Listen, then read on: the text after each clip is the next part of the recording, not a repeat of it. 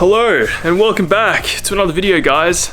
We are just preparing some orders. These are going to be sent out right now. They're going to the post office, and I just wanted to say a huge thank you to you guys for buying stuff on the BenkiSpec.com website, because it helps out the channel more than you can ever imagine. This is probably the best quality drop that we've ever done before. This is the hoodie that I'm wearing. Most of you guys bought one of those. We're upping the quality at every drop, and I appreciate you guys sticking around and being there from the beginning. This video is going to be uploaded a little bit in the future. Don't worry, because by the time this is uploaded, your orders would have already been sent out. We've got some unfortunate news for you. We're going to try to turn that frown upside down. It's about the Lancer. The Lancer. The goddamn Lancer. We are back from the post office, and we finally got the next modification for the Lancer. I got this a while back actually, but there was another piece of this that we've been waiting for to install this thing. And if you don't know what this is, I'm pretty sure I showed it in another video. Not too sure actually, but it's circular. There is horn buttons. I'll show you it in a second, but it's a steering wheel. This actually is what we've been waiting for, and it's going to allow us to install that steering wheel onto the Lancer. SAS Boss Kit. That's right, Boss Kit.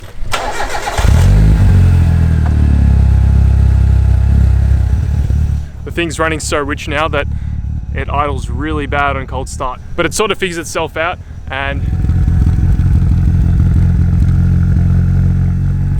it's found its idle. Actually has a really good tone though.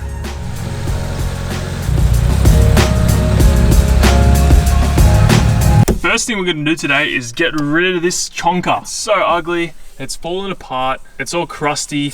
This thing has seen better days. We're gonna replace it with this bad boy. This is our leather SAS steering wheel. Now this is not sponsored at all. I run one of these actually on my AU Falcon, except it's a suede one. This is a leather one. I decided to go leather because Nike got a leather one and it just felt a lot better. And they're much easier to clean, of course. These steering wheels are like cheap as, and they're ADR approved. You can't really go wrong. And this one as well has a bit of dish, as you can see. And I prefer that because I'm kind of taller, and it's just much easier because I sit further back in the seat. The steering wheel comes forward. It's much easier for me. So disconnect this negative side. There we go. Now usually there's two screws holding the airbag in. There you go. There's a little Torx bit in there. Now luckily our chicane toolkit does have Torx bits. How sus. Oh damn, they're on tight. There we go. Should come out like so. Okay, there's some wires going to it. Wire removed. Set that aside over there. Now the next thing we need to do is remove this nut. You want to leave the nut a little bit on there because you got to take the steering wheel off too, and you don't want that flying in your face, so leave the nut on there. That was much easier than I thought. Very nice. Unfortunately, looks like we're going to have to delete this clock spring because the boss kit that we have won't go onto it. Wow, look at that, guys.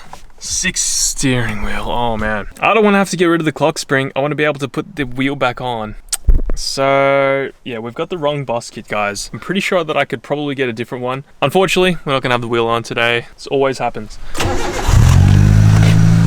In classic DIY fashion, things have not gone to plan, and we are still left with a stock steering wheel and no goddamn power steering. That's all right. I was hoping that we would at least get one thing done on the Lancer today, because it has been a while since this thing has had anything done to it. So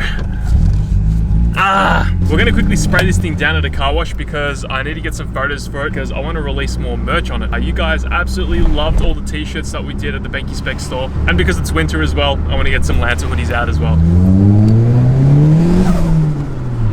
I'm so excited to get this thing absolutely ripping through second gear. Just needs a tune. Need to fill this thing up as well because this thing drinks petrol now.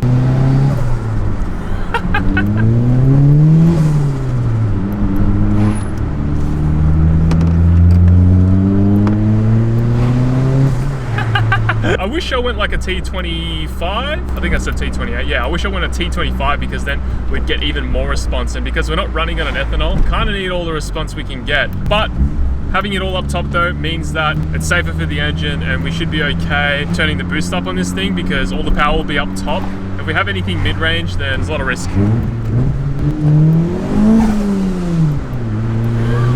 This thing is actually fast too. This is not like me reacting to nothing. It's genuinely quick. I reckon this would potentially chop my old V6 MR2, and that's saying a lot because that thing was fast.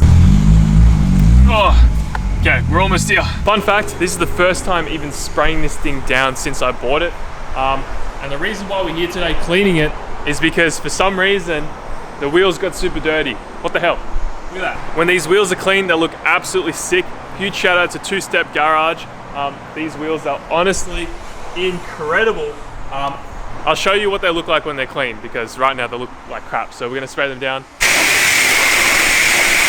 All right, it's looking way better now, guys. Damn, look at that. All right, what we're gonna do now is we're gonna get some photos. I'm gonna take it somewhere else. This is a really good location for photos, but looking pretty good. As you can see as well, these wheels look really cool. Two Step Garage, you can pick yourself some and they fit really good.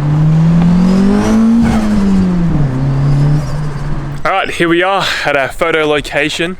Have a sus, guys. This thing looks so sick. Definitely does need a little bit more low though, and then that's probably the final look of the car until we potentially do like side skirts and the bumpers and all that kind of stuff. But for now, we'll keep it pretty simple.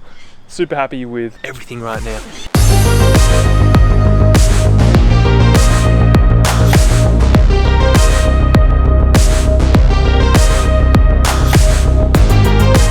All right guys, we are heading back from our little photo shoot that we did for our new merch designs. Anyway, I wanted to give you a bit of an update on the Lancer and the reason why there hasn't been much content on it.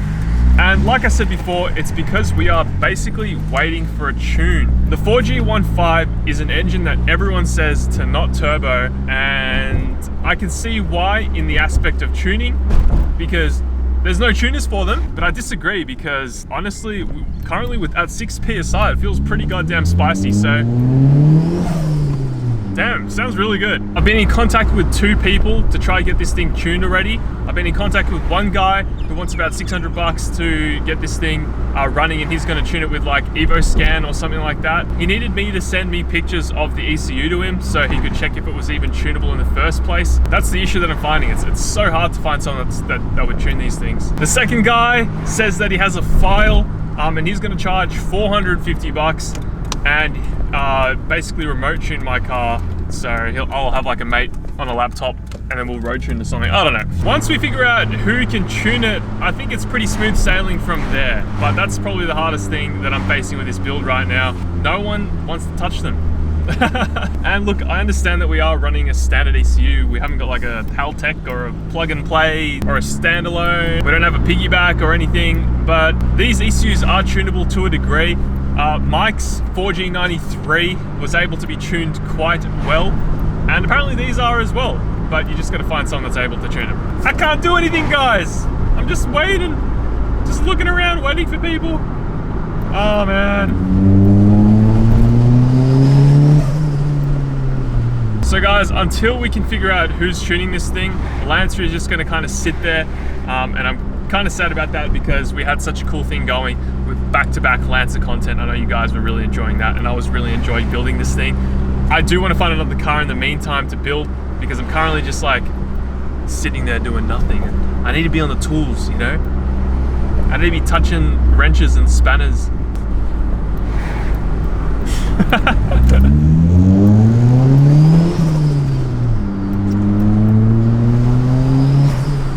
The simple solution would be to get a standalone ECU, potentially like a piggyback or something, and then go from there. But we are trying to keep to a budget, guys. We're trying to keep this thing as cost effective as possible because we want budget horsepower. And if we go ahead spending like, you know, $1,000, $2,000 on an ECU, that's not relatable to you guys. And I kind of wanted to build this car so it was something that you guys could relate to, because I know that a lot of the other bigger YouTubers out there lately, you know, are building like these crazy, you know, Nissan GTRs, Silvias and all that, and like a few years ago they were very attainable to, you know, the average person, but nowadays they're just so much more expensive. Like if I make content on the Chaser, it's hard for you guys to relate. I know I probably will make content on the Chaser soon, but that's why I built this car, because it's something that you guys can attain and you guys can buy with minimal budget. You know, you can pick one of these cars up for about $1,000. Yeah, just something to take note with this build.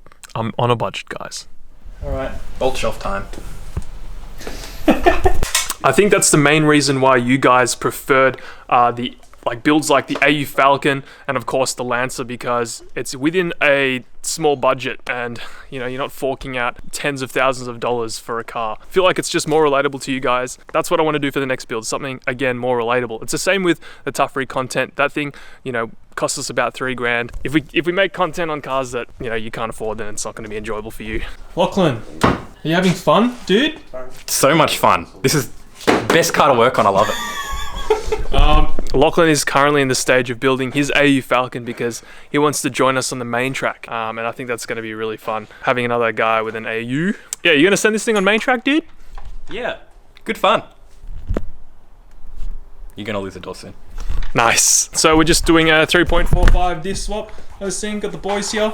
No. So Lachlan's just putting in a spooled 3.45 diff in his AU Falcon.